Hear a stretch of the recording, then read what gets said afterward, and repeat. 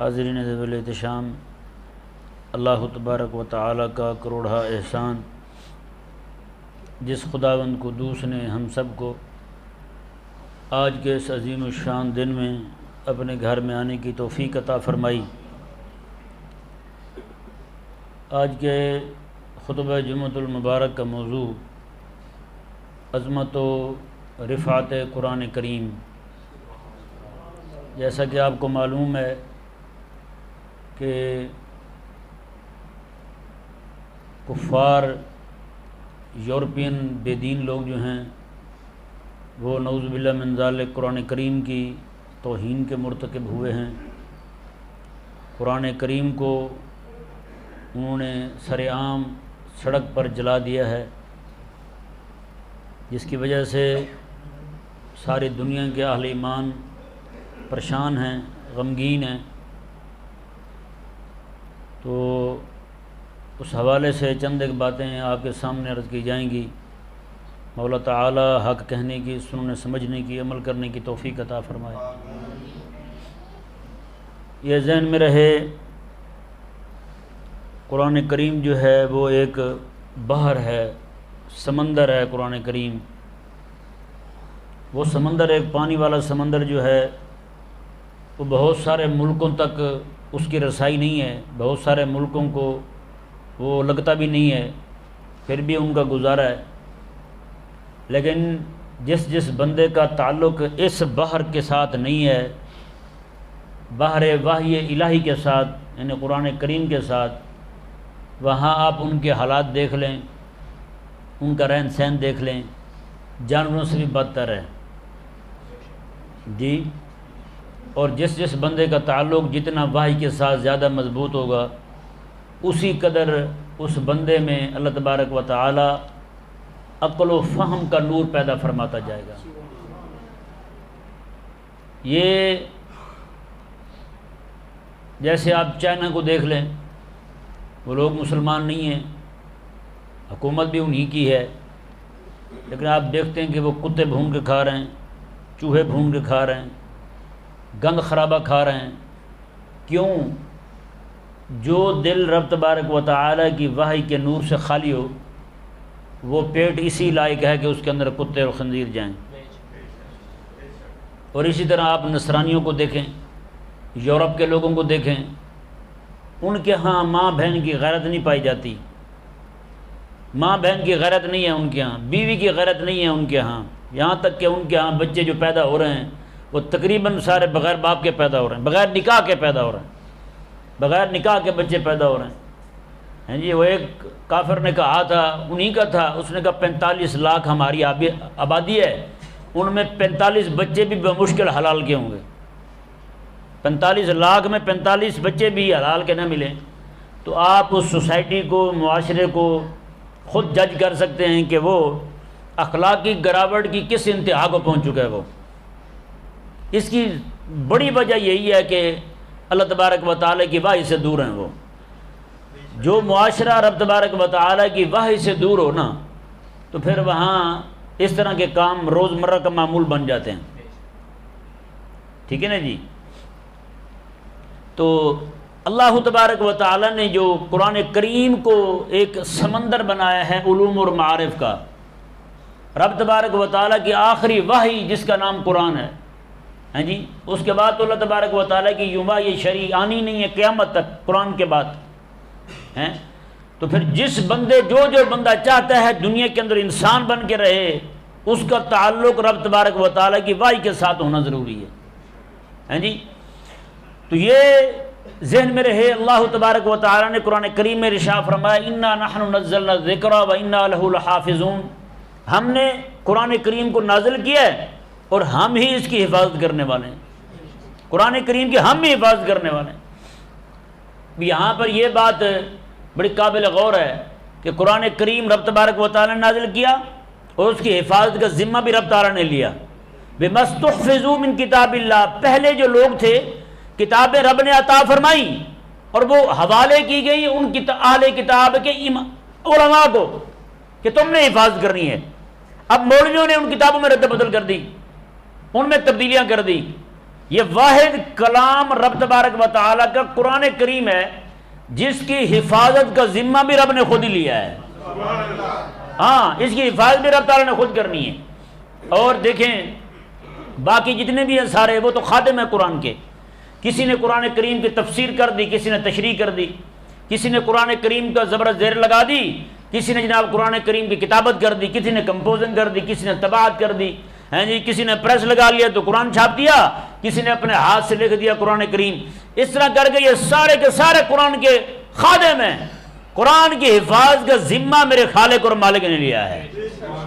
عموماً کئی احمق لوگ یہ اعتراض کرتے ہیں جی قرآن کریم جو ہے آپ اس کو بچوں کو زبانی یاد کروا دیتے ہیں، ان کو معنی کا پتہ ہوتا نہیں ہے، فائدہ پھر یاد کرنے کا؟ بتائیں، فائدہ پھر یاد کرنے کا زبانی؟ معنی کا پتہ ہی نہیں ان کو، زبانی پڑھنے کا فائدہ بھائی؟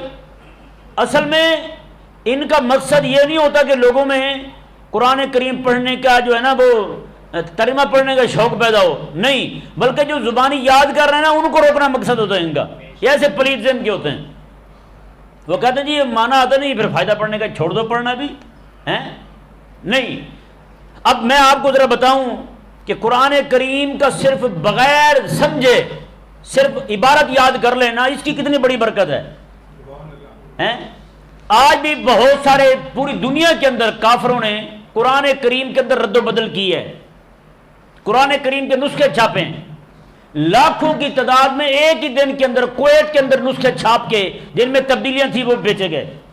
بتائیں، ایک ہی دن کے اندر مفت بانٹے گئے، لوگوں میں تقسیم کیے گئے جن میں تبدیلی تھی. سورت ملوک، اب پورے قرآن میں سورہ ملوک کو سنی آپ نے؟ کوئی صورت نہیں ہے. اس طرح کر کے صورتیں بنا بنا کے گھڑ گھڑ کے اس میں ایسے مضامین جو سراسر قرآن کے خلاف ہیں، قرآن کے منہج کے خلاف ہیں، ایسے مضامین جوڑ کے جناب قرآن کریم جناب شائع کر کے کویت میں بانٹا گیا. اور بانٹا کس کی طرف سے گیا؟ کافروں کی طرف سے بانٹا گیا، وہاں پہنچایا گیا جناب جہازوں میں، وہاں پہ تقسیم کیا گیا. اور ایک ہی دن کے اندر جی سورہ غروب ہونے سے پہلے پہلے سارے نسخے برآمد کر کے وہاں تلف کر دیے گئے. امت نے ایک لمحے کے لیے بھی قبول نہیں کیا اسے، ایک لمحے کے لیے بھی قبول نہیں.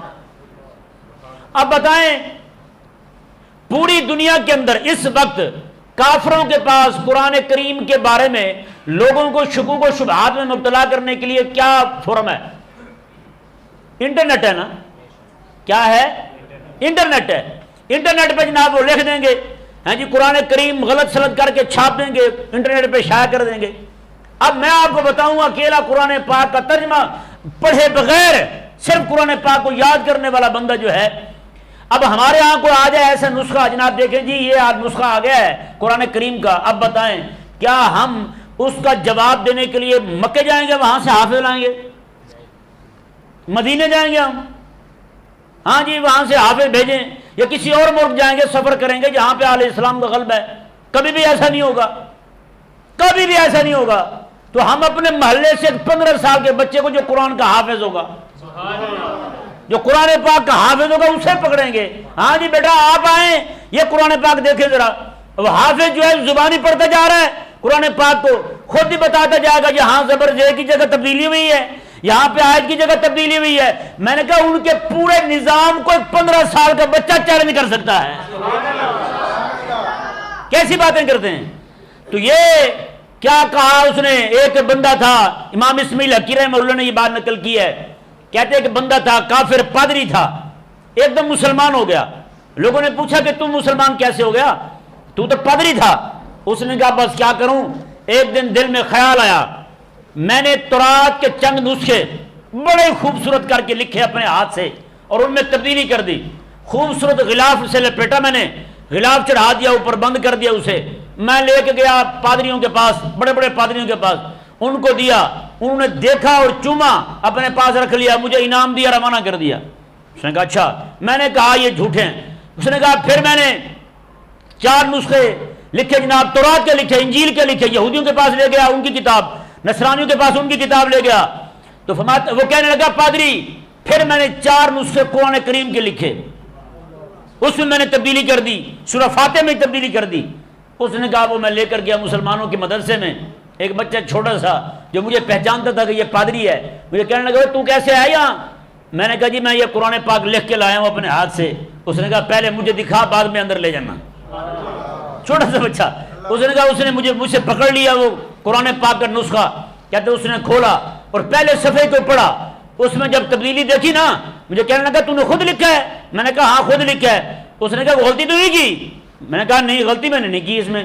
اس نے کہا اچھا پھر ذرا منہ نیچے کر. اس نے کہا قد اس کو چھوٹا سا بچہ تھا, میں نے منہ نیچے کیا, اس نے رکھ کے ماری چانٹ میرے منہ کے اوپر. اس نے کہا بے شرم حیا نہیں آتی, قرآن غلط لکھ کے مسلمانوں کے پاس لے آئے. اس نے کہا مجھے یقین ہو گیا اس قرآن کی حفاظت کا ذمہ جو رب نے لیا ہے قیامت تک رب تبارک و تعالیٰ نبھائے گا بھی, اس لیے تبدیلی نہیں کر سکتا کوئی. ہیں جی جب ہلاکوں نے بغداد پر حملہ کیا تتاریوں نے, ہیں جی وہاں پہ کتابوں کے نسخے لاکھوں کی تعداد میں کتابیں اٹھا کے دریا برد کر دی.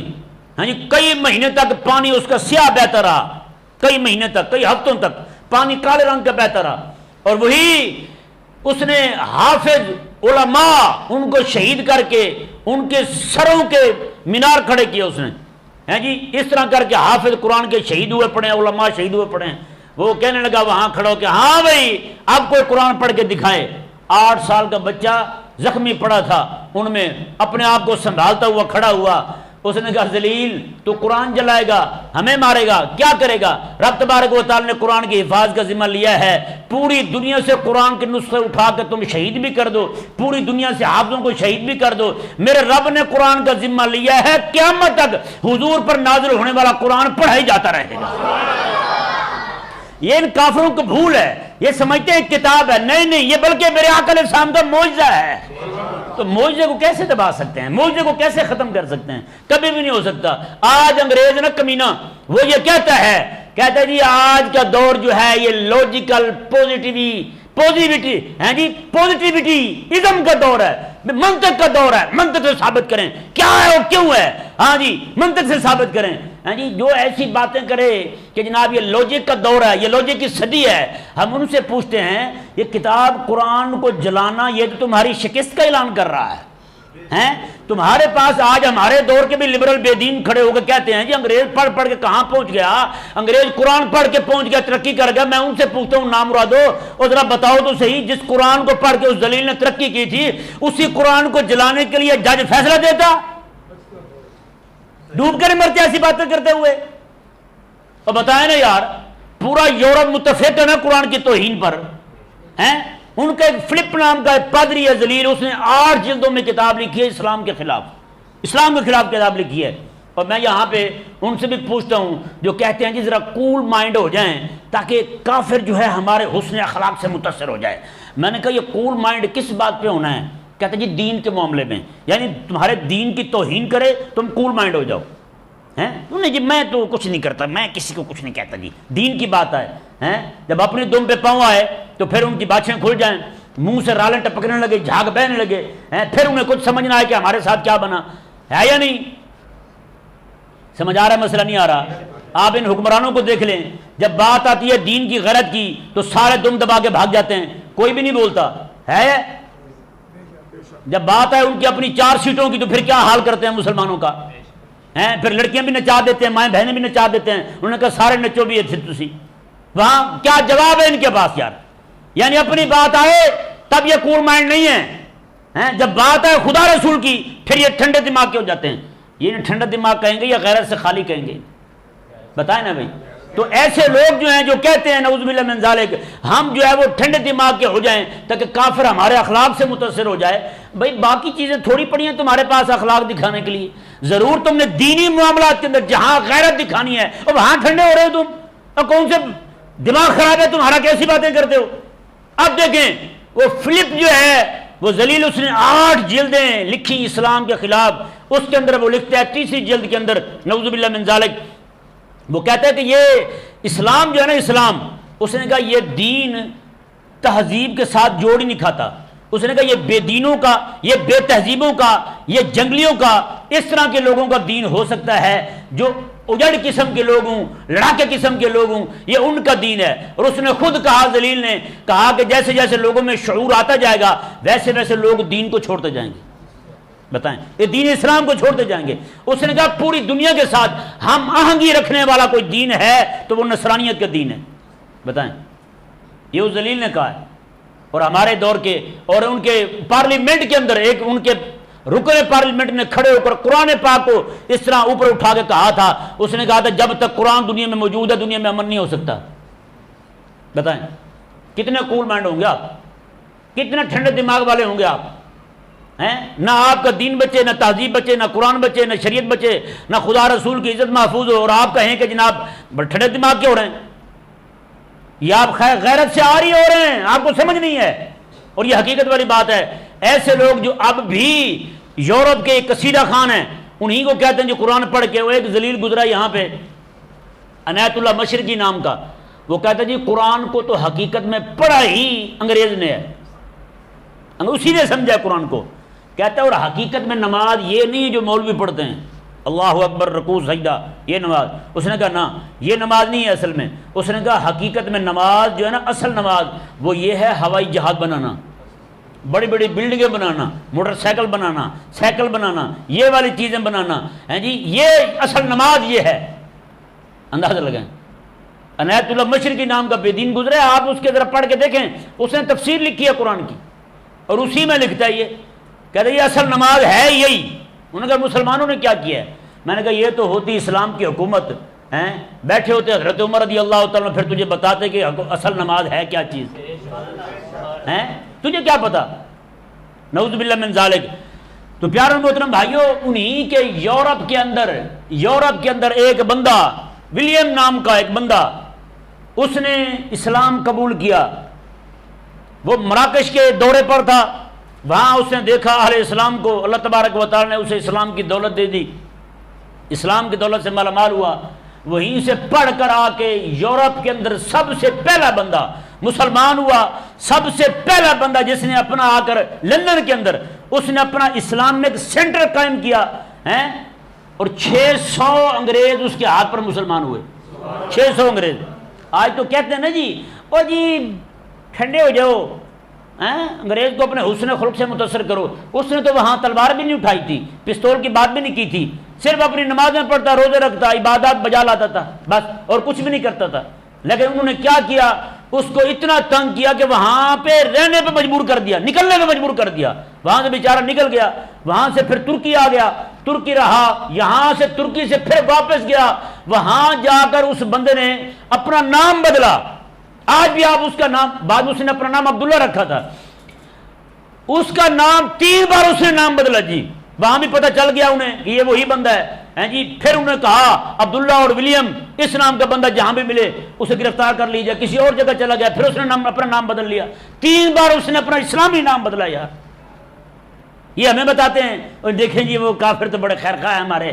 میں نے کہا پتہ نہیں تیرے خیر خواہ ہو سکتے ہیں, اسلام کے تو خیر خواہ نہیں ہیں. اللہ تعالیٰ نے پتہ قرآن میں کریم میں کیا ارشاد فرمایا ہے, وَهُمْ بَدَؤُوهُمْ أَوَّلَ مَرَّةٍ. رب تعالیٰ نے ارشاد فرمایا یہ تو پہلے دن سے تمہارے دشمن ہیں, یہ تو پہلے دن سے تمہارے دشمن ہیں, تمہارے خیر خواہ نہیں ہیں. یہ آج کے ہمارے بے دین لبرل لوگ جو ہیں ان کے قصیدے پڑھتے ہیں. میں نے کہا بیٹا یہ تو پتہ چلے گا قیامت والے دن, جنہیں رب فرمائے تیرے حبیب کا دشمن ہے اور تجھے اچھے لگتے ہیں, وہ ہیں تجھے خیر خواہ لگتے ہیں اپنے, یہ تو قیامت والے دن تجھے بھی پتہ چل جائے گا کیا بھاؤ بکتی ہے جی. اللہ اکبر کبیرہ. یہ اسلام جو ہے نا, اسلام واحد دین ہے, مذہب نہ کہا کریں. اسلام مذہب نہیں ہے, اسلام دین ہے. اسلام کیا ہے؟ اللہ تعالیٰ نے قرآن کریم میں فرمایا ان الدین عند اللہ الاسلام, میں اللہ کے ہاں دین جو ہے وہ اسلام ہے. یہ مذہب پتہ نہیں کس نے مشہور کر دیا ہے. ہمارے پڑھے لکھے لوگ بھی مذہب کہہ رہے ہوتے ہیں. اور مذہب جو ہے نا یہ عبادات کا نام ہے, صرف عبادات کا نام ہے. جو آج ہم اپنا رہے ہیں, جو کچھ ہم کر رہے ہیں, یہ مذہب ہے. دین تو پورا پڑا ہوا ہے پیچھے, دین تو نافذ ہونے کے لیے آیا ہے, دین تو حکومت چاہتا ہے, دین تو غلبہ چاہتا ہے. اللہ اکبر کبیرہ. حضرت امیر معاویہ رضی اللہ تعالیٰ نے دنیا سے جاتے ہوئے جو بات کی نا, قسم خدا کی, تاریخ ابن عساکر کے اندر وہ بات موجود ہے. اور میں کہتا ہوں کہ وہ بات ہر ایک مسلمان کو معلوم ہونی چاہیے, ہر ایک مسلمان کو معلوم ہونی چاہیے. حضرت امیر معاویہ رضی اللہ تعالیٰ نے ارشاد فرمایا تھا کہ تم اپنے ماں بعد والوں کو, اپنے بعد والوں کو فرمایا کہ تم لوگ یورپ والوں کی نکیل کس کے رکھنا, باقی قومیں جتنی بھی ہیں تمہاری غلام رہیں گی. اگر تم نے انہیں دبا کے نہ رکھا تو میں پھر تمہارے ہاتھ کچھ نہیں رہے گا. آج بتائیں جی جن کو دبانے کا ہمارے بزرگوں نے کہا ہے. حضرت امیر معاویہ رضی اللہ تعالیٰ دنیا سے جاتے ہوئے کیا گیا ان کو دبا کے رکھنا تم ہیں. آج ہم ان سے دبے ہوئے ہیں. آج ہماری قسمت کے فیصلے وہ کرتے ہیں. ہماری ماؤں بہنوں بیٹیوں کو نکاح طلاق کے فیصلے وہ کرتے ہیں. جی ہماری بیٹیوں نے کیسا لباس پہننا ہے اس کے فیصلے کافر کر رہے ہیں آج یورپ کے. ہاں جی صحیح کہہ رہا ہوں نا. تو پھر آج جو ہمارے یہاں لنڈے کے انگریز پھرتے ہیں, کاٹھے انگریز جنہیں کہہ لیں, کالا انگریز جنہیں کہہ لیں, ان کو اپنا خیر خواہ لگتا ہے, اپنا سجن لگتا ہے, جو رب تبارک و تعالیٰ کے دین کا دشمن, رب تعالیٰ کے قرآن کا دشمن. ہاں جہاں جج بیٹھ کے یہ فیصلے دیں قرآن کو جلا دو, آگ لگا دو. اور یہاں پر دوسری اہم بات جو میں آپ کے سامنے رکھنا چاہتا ہوں وہ یہ ہے کہ ابھی جس بندے نے جا کر کورٹ میں کیس دائر کیا تھا کہ مجھے اجازت ملنی چاہیے میں قرآن کو آگ لگا دوں, وہ بندہ پتہ کون تھا؟ عراق کا تھا بندہ, پیدائشی مسلمان تھا, بعد میں ملحد ہو گیا. یہ وہ بات ہے جس پر ہم رات دن چیختے ہیں, چلاتے ہیں کہ مولویوں خدا کا واسطہ تمہیں اپنے اندرونی مسائل چھوڑ دو. وہ آپ کی قوم ملحد ہو رہی ہے, آپ کی قوم مرتد ہو رہی ہے, آپ کے بچے اپنے آپ کے ہاتھ سے جا رہے ہیں, آپ کی بچیاں مرتد ہو رہی ہیں, ملحدہ ہو رہی ہیں. خدا کے لیے اب بات آ جاؤ, چھوڑو ان باتوں کو جن باتوں میں تم پڑے ہو. مولوی آج بھی ان کی ٹیپ اٹھا کے شلواریں ناپ رہے ہیں. مولوی آج بھی دیکھ رہے ہیں جناب یہ چھوٹی چھوٹی باتوں کو لے کے جناب بیٹھے ہوئے ہیں, سینگ اڑا کے بیٹھے ہوئے ہیں. ہمیں تو سمجھ نہیں آتی یہ مولوی ہیں کس چیز کے, یہ عالم کس چیز کے ہیں. یار امت کا ورثہ لٹتا رہے, امت لٹتی رہے اور مولوی چھوٹی چھوٹی باتیں لے کے بیٹھا رہے. وہ بندہ کلمہ پڑھنے والا مسلمانوں کے گھر میں پیدا ہوا لڑکا, وہ جو خبیث ہے جس نے قرآن پاک کو جلایا ہے, بتائے کلمہ پڑھنے والا بندہ مرتد اور ملحد ہو کر جا کر کافروں کو کہے کہ مجھے اجازت دے میں قرآن کو آگ لگاؤں. قرآن کریم کو آگ لگانے سے پہلے وہ ذلیل اپنے پاؤں کے ساتھ فٹ بال کی طرح کھیلتا رہا ہے, قرآن کے ساتھ قرآن کو ٹھوکرے مارتا رہا. اور ایک آج ہم میں بس جناب کوئی فکر نہیں ہے ہمیں اپنے بچوں کی, اپنے بیٹوں کی, اپنی اولاد کی, اپنی نسل کی. بچے جناب نشے میں لگے رہنے دیں, جی شراب میں لگے رہنے دیں, ملحدین کو سن رہے ہیں سنتے رہے, کوئی مسئلہ نہیں. باجی بیٹے کی تنخواہ اچھی ہونی چاہیے. قسم خدا کی میرے آقا علیہ الصلوۃ والسلام کا فرمان شریف ہے میں کہ سب سے بہترین تحفہ باپ کی طرف سے اپنے بیٹے کو یا بیٹی کو ملتا ہے وہ صرف اور صرف دین کی مطابق تربیت ہے, دین کے مطابق تربیت اور ادب سکھانا ہے. اللہ تبارک و تعالی ہم سب کو سمجھنے کی توفیق عطا فرمائے. وآخر دعوانا الحمدللہ.